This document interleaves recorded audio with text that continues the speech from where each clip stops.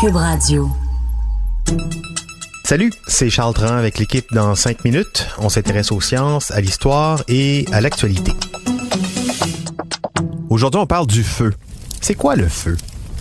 Si vous appréciez le confort douillet de l'époque à laquelle on vit, dites-vous que vous le devez surtout à 3 inventions qui ont bouleversé le cours de tout ce qui a suivi après elles. Ces inventions sont dans l'ordre le feu, la roue et le velcro.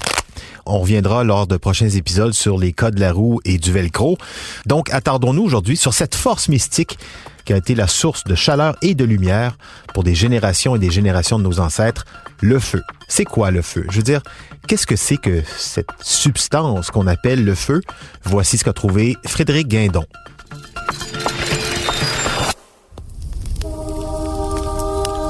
Si on faisait un sondage sur l'ensemble de la planète Terre et qu'on posait la question « Avez-vous déjà vu du feu ?», il y a fort à parier que le taux de réponse positive avoisinerait les 100%. Par contre, si on demandait aux mêmes humains d'expliquer concrètement ce qu'est le feu, le taux de succès chuterait sans doute dramatiquement. C'est quoi le feu? Le feu est la production d'une flamme et la dégradation visible d'un corps par une réaction chimique exothermique d'oxydoréduction qu'on appelle combustion. En français, qu'est-ce que ça veut dire? Tout simplement que le feu est une réaction chimique qui dégage de la chaleur et de la lumière et au cours de laquelle se produit un transfert d'électrons. Il existe d'autres réactions d'oxydation qui peuvent être lentes, comme la formation de la rouille par exemple. Toutefois, la chaleur qu'elles émettent est négligeable et la lumière, elle, carrément absente, alors elle ne compte pas comme du feu. Dans le cas des réactions d'oxydation rapide, la chaleur se produit plus rapidement qu'elle n'arrive à se dissiper.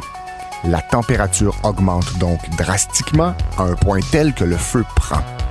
Pour que cela arrive, 3 facteurs doivent être réunis. On doit être en présence d'un combustible, c'est-à-dire la matière qui perdra des électrons, qui se dégradera en brûlant. On doit aussi avoir un comburant, qui est la substance chimique qui gagnera les électrons perdus par le combustible. Dans le cas d'un feu traditionnel, le comburant, c'est le dioxygène contenu dans l'air. Et finalement, il doit y avoir une source d'énergie d'activation. Cela peut être une étincelle, une chaleur très intense ou un arc électrique, par exemple. Quand tous ces éléments sont réunis, on parle de triangle du feu. En l'absence d'un seul de ces éléments, il n'y a pas de feu possible.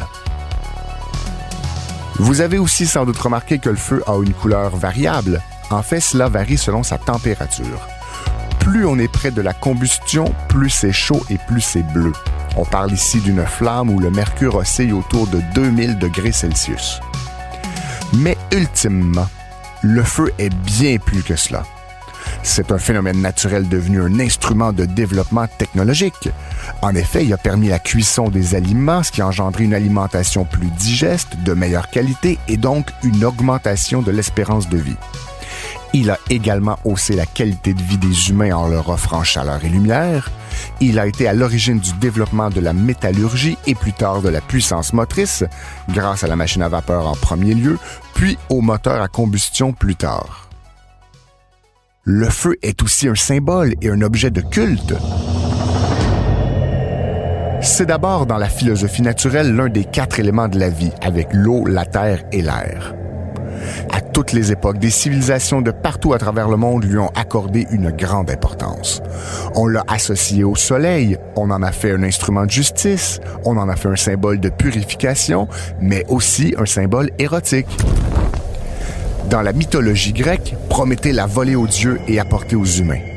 Chez les Juifs, on allume les 9 chandelles d'un chandelier à 9 branches lors de la fête d'Hanouka, la fête des Lumières. Chez les chrétiens, la flamme représente l'Esprit Saint. On utilise également des cierges comme offrande à des saints ou pour se recueillir. Cette liste pourrait se poursuivre longtemps. Mais ce n'est pas tout. Le feu est aussi un danger. Il peut vous blesser, voire tuer en infligeant des brûlures. Il peut aussi asphyxier en soustrayant le dioxygène contenu dans l'air et il peut empoisonner en produisant des gaz toxiques. Tout ça en plus de la destruction à grande échelle que l'on retrouve à la suite d'incendies devenus hors de contrôle ou de feux de forêt, par exemple. Et finalement, le feu est une source intarissable d'inspiration pour les musiciens. On n'a qu'à penser à Light My Fire par The Doors ou Le Feu par I Am ou encore plus près de chez nous, l'inoubliable Hey, as-tu du feu? Hey, as-tu du feu? Bouge pas, veux-tu du beurre de peanut? Hey, veux-tu du beurre de peanut? Du bon beurre de peanut? Du beurre de peanut, tu passages tellement, as-tu du feu? Le beurre de pinot, un autre objet de culte, en tout cas chez nous. Quasiment le 5e élément de la vie, ici. Merci Frédéric Guindon. C'était en 5 minutes.